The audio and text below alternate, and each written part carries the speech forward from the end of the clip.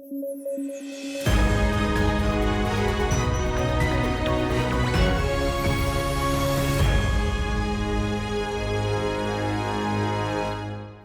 News at 9 programme में आपका स्वागत है। मैं हूं अमृत उपाध्याय। आइए जल्दी से देखें आज के हेडलाइंस। वर्ल्ड हैप्पीनेस रिपोर्ट 2025 जारी, सबसे खुश देश है फिनलैंड, भारत को मिली 118वीं रैंक। यूपीआई इंसेंटिव स्कीम की घोषणा, छोटे दुकानदारों को होगा लाभ, 0.15% का मिलेगा इंसेंटिव। और इलॉन मस्क की कंपनी एक्स ने भारत सरकार पर किया केस, ऑनलाइन कंटेंट ब्लॉक करने का लगाया आरोप, धारा 79(3)(b के गलत इस्तेमाल का है आरोप। आइए शुरू करें। 20 मार्च को दुनिया भर में इंटरनेशनल हैप्पीनेस डे मनाया जाता है। यूएन जनरल असेंबली ने 2012 में 20 मार्च को इंटरनेशनल हैप्पीनेस डे के तौर पर मनाने का प्रस्ताव पारित किया और इस दिन को मनाने की पहल पेश की गई थी भूटान की तरफ से, एक ऐसा देश जो साल 1970 से देश की नेशनल इनकम के बजाय हैप्पीनेस को तवज्जो दे रहा है। इस मौके पर एक अहम दस्तावेज वर्ल्ड हैप्पीनेस रिपोर्ट 2025 भी जारी की गई है। रिपोर्ट में 147 देशों का असेसमेंट किया गया है और इसमें 147 देशों के लोगों से क्वालिटी ऑफ लाइफ को लेकर सवाल पूछे जाते हैं। लोग अपने जीवन की गुणवत्ता को 0 to 10 के बीच आंकते हैं और इस रिपोर्ट को यूनिवर्सिटी ऑफ ऑक्सफोर्ड के वेल बीइंग रिसर्च सेंटर द्वारा गैलप और United Nations sustainable development solution network के सहयोग से तैयार किया जाता है। साल 2025 की रिपोर्ट में हैप्पीनेस इंडेक्स में फिनलैंड दुनिया में पहले नंबर पर काबिज है। लगातार 8वीं बार फिनलैंड ने अपनी पहली पोजीशन को कायम रखा है। इंडेक्स में भारत को 147 देशों में 118वीं रैंक हासिल हुई है। पिछले साल की तुलना में भारत की रैंकिंग में सुधार हुआ है। 2024 में भारत को 126वीं रैंक हासिल हुई थी। इस सुधार के बावजूद भारत विवादों से घिरे Ukraine, Mozambique, Iran, Iraq, Pakistan, फिलिस्तीन, Democratic Republic of Congo, Uganda, Gambia और वेनेजुएला जैसे देशों से भी कम खुश है। तालिबान शासित अफगानिस्तान को खुशियों को मापने वाले इस इंडेक्स में सबसे आखिरी पायदान पर जगह मिली है। आर्थिक तौर पर पहले नंबर पर काबिज यूएसए को इस इंडेक्स में 24वीं रैंकिंग हासिल हुई है। यूएसए की रैंकिंग में बीते साल की तुलना में एक पायदान की गिरावट दर्ज की गई। वहीं साल 2012 से यूएसए की रैंकिंग में लगातार गिरावट दर्ज की गई है। 2012 में यूएसए इस रैंकिंग में 11वें स्थान पर था। रिपोर्ट में दावा किया गया है कि यूएसए में लोगों के नाखुश रहने की प्रमुख वजह है कि लोग अकेले खाना प्रेफर कर रहे हैं। रिपोर्ट के मुताबिक लोगों के साथ खाना शेयर करना, सोशल सपोर्ट के लिए किसी का मौजूद होना और परिवार का आकार जैसे फैक्टर्स लोगों की खुशियों में भूमिका निभाते हैं। रिपोर्ट में माना गया है कि खुशियों का मतलब सिर्फ संपत्ति या आर्थिक समृद्धि से नहीं होता। खुश होने के लिए जरूरी है विश्वास, आपसी जुड़ाव और लोगों को ये मालूम होना कि कुछ लोग उनके सपोर्ट में खड़े हैं। अगर हमें दुनिया में मजबूत अर्थव्यवस्था वाले समुदाय देखने हैं तो पहले उन चीजों में निवेश करना होगा जो वाकई जरूरी है। हैप्पीनेस इंडेक्स की रैंकिंग में जो देश उच्च स्थानों पर काबिज हैं, उनमें सामाजिक सामंजस्य और मजबूत सामाजिक सुरक्षा जैसी विशेषताएं देखी गई हैं। Ministry of electronics and information ने एक्स यानी ट्विटर पर एक जानकारी पेश की। इसके मुताबिक भारत सरकार का India AI mission Gates foundation के साथ MOU करेगा, जिसका मकसद फसलों, स्वास्थ्य, शिक्षा और जलवायु परिवर्तन के क्षेत्र में एआई आधारित समाधानों पर काम करना है। देखिए, यूनियन कैबिनेट ने इंडिया एआई मिशन को 7 मार्च 2024 को मंजूरी दी थी। ये एक रणनीतिक पहल है जिसका मकसद देश में समावेशी और रोबस्ट एआई इकोसिस्टम का विकास करना है। इस मिशन का मकसद एआई की दुनिया में भारत को नंबर 1 पोजीशन पर पहुंचाना है और इसके लिए 7 पिलर्स डिसाइड किए गए हैं। इनमें India AI compute, India AI future skills, India AI startup financing, India AI innovation centre, India AI data sets platform, India AI applications development initiative और सेफ एंड ट्रस्टेड एआई शामिल हैं। हाल ही में India AI mission के तहत 2 बड़े platform launch किए गए हैं। इनमें पहला है एआई कोशा, जो भारत का डेटा सेट प्लेटफॉर्म है। इसके जरिए उच्च गुणवत्ता वाला डेटा उपलब्ध कराया जाएगा जिससे एआई तकनीक को विकसित किया जा सके। और दूसरा है एआई कंप्यूट पोर्टल, जो रिसर्च और डेवलपमेंट के लिए कंपनियों को सब्सिडी वाले GPU यानी ग्राफिक्स प्रोसेसिंग यूनिट्स तक पहुंच प्रदान करता है। अभी इस पोर्टल पर 14,000 GPU एक्टिव हैं और जल्द ही 4,000 और जोड़े जाएंगे। सरकार ने एआई क्षमता को बढ़ाने के लिए 18,693 GPU का ऑर्डर दिया है। भारत अगले 3 से 5 सालों में देश में ही GPU बनाने का लक्ष्य लेकर चल रहा है, जिससे आयात पर निर्भरता कम हो सके। GPU यानी ग्राफिक्स प्रोसेसिंग यूनिट एक स्पेशलाइज्ड प्रोसेसर है जिसे ओरिजिनली ग्राफिक्स की रेंडरिंग में तेजी लाने के लिए डिजाइन किया गया था। GPUs एक बार में बहुत सारे डेटा को प्रोसेस कर सकता है। इसकी इसी क्वालिटी ने इसे मशीन लर्निंग, वीडियो एडिटिंग और गेमिंग जैसे एप्लीकेशंस के लिए यूजफुल बना दिया है। जीपीयू को कंप्यूटर के सीपीयू में इंटीग्रेट किया जा सकता है या अलग से हार्डवेयर यूनिट के तौर पर इस्तेमाल किया जा सकता है। इसके अलावा इंडिया एआई ने मेटा के साथ सेंटर फॉर जेनरेटिव एआई के गठन की भी घोषणा की। ये सेंटर आईआईटी जोधपुर में गठित किया जाएगा, जिसे सृजन नाम दिया गया है। दोस्तों, अगर आप यूपीएससी एस्पिरेंट हैं तो आपके लिए गेम चेंजिंग अपॉर्चुनिटी है स्टडी आईक्यू का नया संपूर्ण बैच। एक कॉम्प्रिहेंसिव प्रोग्राम जिसमें टॉप एडुकेटर्स के साथ 1000+ आवर्स की live classes, personalized mentorship and hand written notes से लेकर पीआरपी, एमआरपी जैसे इंटेंसिव प्रोग्राम्स हैं। प्रीलिम्स और मेंस स्कॉलरशिप के तहत प्रीलिम्स क्लियर करने पर पूरी फीस रिफंड हो जाएगी। टॉप परफॉर्मर्स के लिए हर मंथ 11,000 रुपीज का cash reward, economically weaker sections के लिए स्पेशल उड़ान स्कॉलरशिप भी है। X secretary Anil Swarup sir खुद गाइड करेंगे आपको इस जर्नी में। स्टडी आईक्यू पर 2 करोड़ इंडियंस का ट्रस्ट है और अब संपूर्ण बैच के साथ आपका यूपीएससी ड्रीम भी होगा अचीव। सिल्वर, गोल्ड या platinum, choose the plan that fits your needs. आपको करना क्या है, स्टडी आईक्यू वेबसाइट पर जाइए, यूपीएससी संपूर्ण बैच पर क्लिक कीजिए and once you click on buy now, आप देख सकते हैं डिस्काउंट कोड्स। वहां पर टाइप कीजिए अमृत लाइव एंड आपको मिलेगा सबसे lowest price. And obviously your IAS journey starts here. Union cabinet ने यूपीआई के पेमेंट पर इंसेंटिव स्कीम शुरू करने की घोषणा की है और इसके लिए सरकार ने बजट आउटले 1500 करोड़ रुपीस का रखा है। ये योजना केवल 2000 रुपए तक के यूपीआई पेमेंट पर लागू होगी। छोटे दुकानदारों को 2000 रुपए या उससे कम के लेन देन पर 0.15% का इंसेंटिव मिलेगा। ऐसे समझिए, मान लीजिए कोई ग्राहक 1000 रुपए का सामान खरीदता है और इसका पेमेंट यूपीआई के जरिए किया जाता है तो दुकानदार को 1.5 रुपए का इंसेंटिव मिलेगा। व्यापारियों को यह पेमेंट कैश के फॉर्म में ही किया जाएगा। इस पेमेंट का 5वां हिस्सा पूरे साल में बैंक की अवसंरचना जैसे कि उसके यूपीआई सिस्टम ने कैसे काम किया इस पर डिपेंड करेगा। इस योजना का मकसद है डिजिटल लेन देन को बढ़ावा देना। लेन देन डिजिटल होगा तो सरकार के पास भी रिकॉर्ड होगा। आपको बता दें कि यूपीआई यानी यूनिफाइड पेमेंट्स इंटरफेस एक ऐसी प्रणाली है जो कई बैंक खातों को एक ही मोबाइल एप्लीकेशन में अटैच करने की सुविधा देती है। यह पीयर टू पीयर लेन देन को भी पूरा करता है, जिसे आवश्यकता और सुविधा के अनुसार शेड्यूल्ड और भुगतान किया जा सकता है। इसे साल 2016 में एनपीसीआई ने लॉन्च किया था।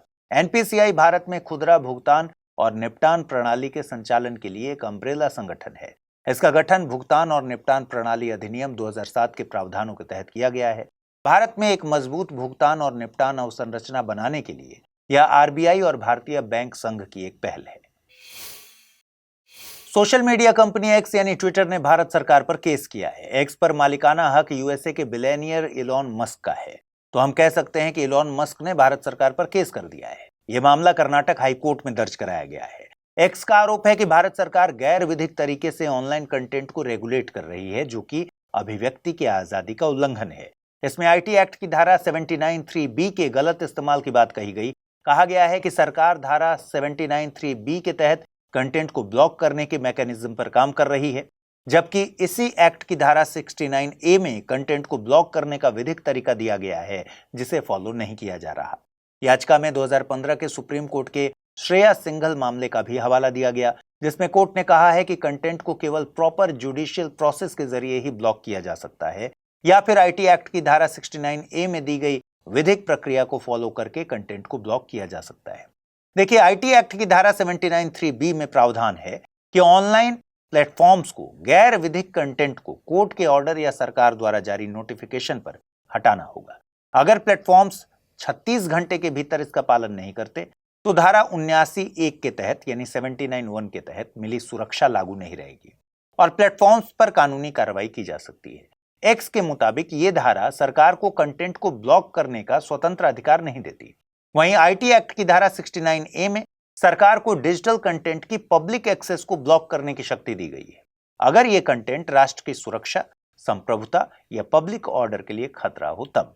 इसमें information technology procedure and safeguards for blocking for access of information by public rules 2009 के तहत एक समीक्षा प्रक्रिया को भी फॉलो करना होता है। इसके अलावा एक्स ने सरकार के सहयोग पोर्टल को लेकर भी विरोध दर्ज कराया है। एक्स का आरोप है कि सरकार सहयोग नाम के पोर्टल के जरिए कंटेंट को ब्लॉक करती है। गृह मंत्रालय का Indian cyber crime coordination centre इस पोर्टल को ऑपरेट करता है। आइए देखते हैं आज का टर्म ऑफ द डे। आज का टर्म ऑफ द डे है अबायोटिक।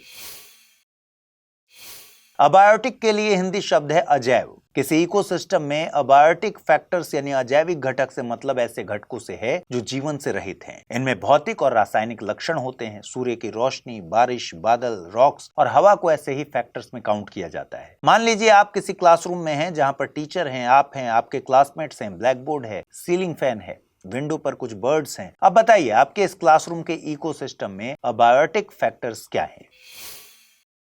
आइए देखते हैं आज के रैपिड न्यूज में क्या है खास। कवच भारत में विकसित एक स्वचालित ट्रेन सुरक्षा प्रणाली है जो रेल यात्रा को सुरक्षित बनाने के लिए बनाई गई है। अगर लोको पायलट समय पर ब्रेक नहीं लगाता तो दुर्घटना से बचने के लिए यह अपने आप ब्रेक लगा देती है। यह खराब मौसम में भी कारगर है। इसके तहत स्टेशनों पर कवच, पटरियों पर RFID tag, telecom tower, optical fibre cable और लोकोमोटिव पर कवच उपकरण लगाए जाते हैं। 1665 किलोमीटर रेलवे ट्रैक पर सफल परीक्षण करने के बाद 2024 में कवच वर्जन 4.0 को मंजूरी मिली थी। अब सरकार का प्लान है कि 10,000 रेल इंजनों और 15,000 किलोमीटर रेलवे ट्रैक पर कवच लगाया जाएगा, जिसके लिए बजट में 1112.57 करोड़ रुपए आवंटित किए गए हैं। भारत और जर्मनी के बीच कृषि क्षेत्र में सहयोग पर 8वीं ज्वाइंट वर्किंग ग्रुप मीटिंग नई दिल्ली में आयोजित हुई। इसमें डिजिटल कृषि, बीज उत्पादन, मशीनरी, बागवानी, पशुपालन और मत्स्य पालन जैसे विषयों पर चर्चा हुई। इसके अलावा इस दौरान भारत के डिजिटल एग्रीकल्चर मिशन, लखपति दीदी कार्यक्रम, कृषि सखी, प्राकृतिक खेती, ई-नाम और फसल बीमा जैसी योजनाओं के बारे में भी बताया गया। बैठक के अंत में भारत और जर्मनी के बीच कई क्षेत्रों में सहयोग पर सहमति बनी, जैसे कि आर्टिफिशियल इंटेलिजेंस, कृषि के डिजिटलीकरण, पशुपालन और खाद्य सुरक्षा इत्यादि। दोनों देशों का मकसद खाद्य सुरक्षा को ध्यान में रखते हुए कृषि क्षेत्र में सस्टेनेबल सॉल्यूशंस खोजना है। हर साल 20 मार्च को विश्व गौरैया दिवस मनाया जाता है। इसका मकसद शहरीकरण, प्रदूषण और आवास की कमी के कारण तेजी से घटती गौरैया की संख्या के प्रति जागरूकता को बढ़ाना है। गौरैया कीटों को नियंत्रित करने, परागण में मदद करने और बीज फैलाने में अहम भूमिका निभाती हैं। इस दिन को मनाने की शुरुआत 2010 में नेचर फॉर एवर नामक संगठन ने की थी। अब इसे 50 से अधिक देशों में मनाया जाता है। आजकल भारत में गौरैया की संख्या तेजी से घट रही है। बिना लेड वाले पेट्रोल और कीटनाशकों के उपयोग से उनके भोजन के स्रोत प्रभावित हो रहे हैं। इसके अलावा आधुनिक इमारतों में घोंसले बनाने की जगह भी कम हो गई है। पहली बार डॉग फेस्ड वाटर स्नेक को असम के नलबाड़ी जिले में देखा गया, जो इसके सामान्य तटीय निवास स्थान से बहुत दूर है। यह सांप कम जहरीला होता है। आमतौर पर यह मैंग्रोव कीचड़ वाले तटीय इलाकों और नदियों के मुहानों में पाया जाता है। यह मछलियों का शिकार करता है, लेकिन असम में इसकी मौजूदगी वैज्ञानिकों के लिए चौंकाने वाली है। विशेषज्ञों का मानना है कि पर्यावरण में हो रहे बदलावों की वजह से शायद इसके रहन सहन में परिवर्तन आ रहा है। आपको बता दें कि उभयचरों और सरीसृपों का अध्ययन हर्पेटोलॉजी के अंतर्गत आता है, जो कि प्राणी विज्ञान की एक शाखा है। केंद्रीय मंत्रिमंडल की आर्थिक मामलों की समिति ने महाराष्ट्र में 6 lane high speed greenfield national highway के निर्माण को मंजूरी दी है, जो महाराष्ट्र में जवाहरलाल नेहरू पोर्ट से चौक तक जाता है। इसकी लंबाई 29.219 किलोमीटर होगी, जिसे बनाने में 4500.62 करोड़ रुपए खर्च होंगे। इसे BOT यानी बिल्ड, ऑपरेट और ट्रांसफर मॉडल पर विकसित किया जाएगा। इसे PM गति शक्ति योजना के तहत बनाया जा रहा है, जिसका मकसद बंदरगाहों को बेहतर सड़क कनेक्टिविटी देना है। अभी ट्रैफिक की वजह से JNPA पोर्ट से मुंबई पुणे एक्सप्रेसवे और NH48 तक पहुंचने में 2 से 3 घंटे लगते हैं, लेकिन इसके बनने के बाद ये समय काफी कम हो जाएगा। इसके अलावा यह नया हाईवे मुंबई पुणे क्षेत्र में व्यापार, विकास और परिवहन सुविधाओं को भी मजबूत करेगा। आइए अब जल्दी से देखते हैं आज के बुलेटिन पर आधारित सवाल। पहला सवाल है, कवच के संबंध में निम्नलिखित कथनों पर विचार कीजिए। कवच एक स्वचालित ट्रेन सुरक्षा प्रणाली है जिसे भारत ने जापान के सहयोग से तैयार किया है। यह प्रणाली खराब मौसम की स्थिति में भी काम कर सकती है। सही कथन या कथनों को चुनना है, केवल एक, केवल दो, एक और दो दोनों, न तो एक नहीं दो। अगला प्रश्न है, वर्ल्ड हैप्पीनेस रिपोर्ट 2025 के संबंध में निम्नलिखित कथनों पर विचार करें। रिपोर्ट में हैप्पीनेस इंडेक्स में फिनलैंड पहले स्थान पर है। भारत को हैप्पीनेस इंडेक्स में 118वीं रैंक हासिल हुई है। अफगानिस्तान को हैप्पीनेस इंडेक्स में आखिरी पायदान पर रखा गया है। सही कथनों को चुनना है, केवल एक और दो, केवल दो और तीन, एक और तीन या फिर उपर्युक्त सभी। आइए देखें पिछले बुलेटिन में मैंने क्या सवाल पूछे थे, उनके सही जवाब क्या है। पहला सवाल था, सुपारी के संबंध में निम्नलिखित कथनों पर विचार कीजिए। भारत सुपारी के उत्पादन में दुनिया में पहले स्थान पर है। भारत में सुपारी के उत्पादन में केरल पहले स्थान पर है। कर्नाटक की सिरसी सुपारी को GI टैग दिया गया है। उपर्युक्त में से सही कथन या कथनों को चुनना था, केवल एक और दो, केवल दो और तीन, केवल एक और तीन या फिर एक, दो और तीन। सही जवाब है ऑप्शन सी, यानी केवल एक और तीन। दूसरा कथन गलत है, क्योंकि भारत में सुपारी के उत्पादन में कर्नाटक पहले स्थान पर है। दूसरा प्रश्न पूछा गया था वुलर लेक से संबंधित, जिसमें पूछा गया था कि वुलर झील के संबंध में निम्नलिखित कथनों पर विचार कीजिए। वुलर झील भारत की सबसे बड़ी मीठे पानी की झील है। इसे रामसर साइट का दर्जा हासिल है। यह झील लद्दाख में स्थित है। उपर्युक्त में से सही कथन या कथनों का चुनाव करना था, केवल 1 और 2, केवल 2 और 3, केवल 1 और 3 या फिर 1, 2 और। सही जवाब है इसका विकल्प ए, यानी केवल 1 और 2 कथन सही है। तीसरा कथन गलत है क्योंकि वुलर लेक जम्मू कश्मीर में स्थित है। तो आज इस बुलेटिन में इतना ही। कल रात 9 बजे आपसे फिर से मुलाकात होगी। ख्याल रखिए अपना, ठीक से पढ़ाई कीजिए। अगर आप इस बुलेटिन की पीडीएफ चाहते हैं तो अमृत उपाध्याय 007 टेलीग्राम चैनल है, जिस पर इसकी पीडीएफ रोजाना मिलती है। नमस्कार।